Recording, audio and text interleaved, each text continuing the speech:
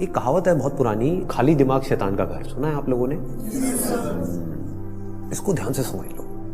आपको हमेशा अपने आप को बिजी रखना है। उसके आपको दो फायदे हैं। एक तो ये है कि आप जो कर रहे हो वो तो कर ही रहे हो, उसके साथ साथ में कुछ और भी कर रहे हो।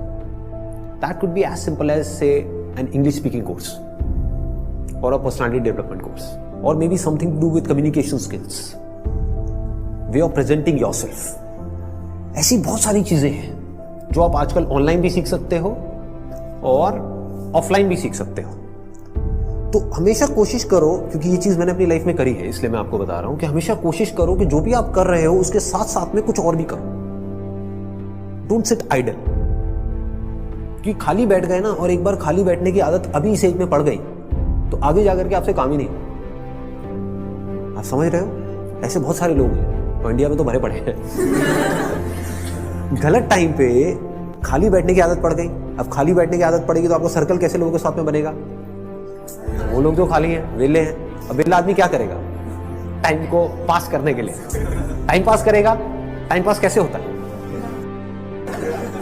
पत्ते खेलेगा, सट्टा लगाएगा, उल्टे सीधे काम करेगा।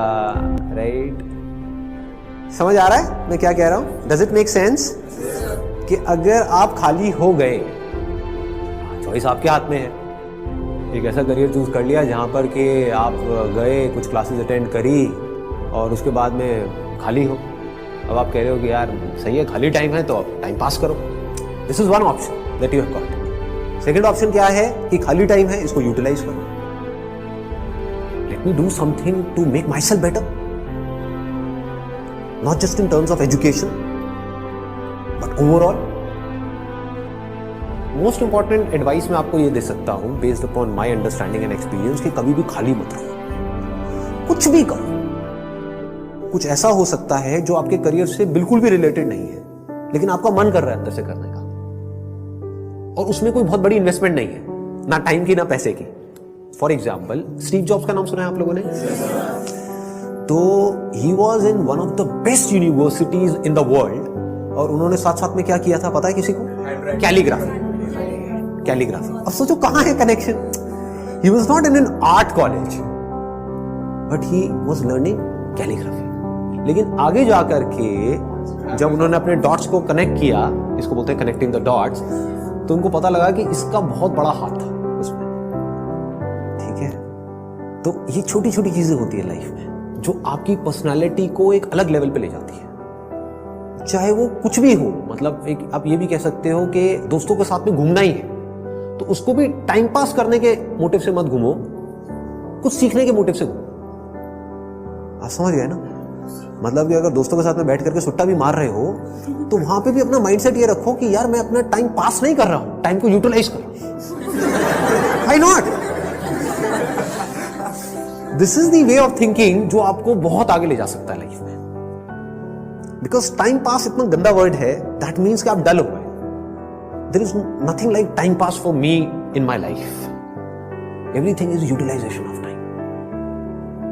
कुछ भी कर रहे हो, कुछ ना कुछ सीख रहे हो, समझ रहे हो कि मतलब कभी खुद ने ज्यादा पी ली या किसी दोस्तों ने ज्यादा पी ली तो देखो पी करके आदमी कैसी कैसी हरकतें करता है। समझ रहे हो?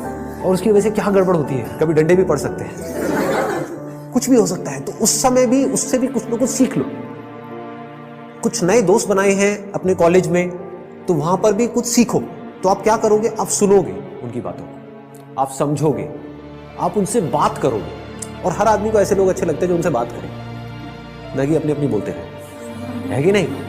मतलब सबको अच्छा लगता है कि वो सुने बैठ करके। ये जो चीजें हैं छोटी छोटी होती हैं, लेकिन अगर आपका सीखने का माइंडसेट है और आप 24 घंटे इस तरीके से कुछ ना कुछ सीख रहे हो ना, तो यू नोटिस कि आप धीरे धीरे अंदर से बेटर होते चले जा रहे हो। कि मतलब सिर्फ आप एक कॉलेज से डिग्री लेकर के नहीं निकल रहे हो, but you are becoming a better human being, a better person, जो बहुत बड़ी चीज है।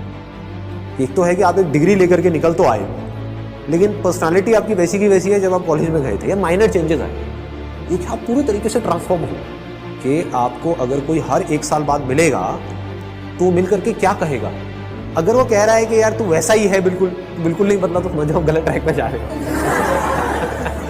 लोग इसको कॉम्प्लीमेंट समझ लेते हैं। This is not a compliment. ये पहले भी थके हुए थे, अभी भी थके हुए हो, पहले बेवकूफ थे, आज भी बेवकूफ हो। मजा इसमें आना चाहिए कि कोई पुराना आकर के आपको मिले, कोई पुराना स्कूल का दोस्त आकर के मिले, वो कहेगा भाई क्या हो गया तेरे को, तू तो बिल्कुल ही बदल गया है, तू तो बिल्कुल ही बदल गई, समझ गए।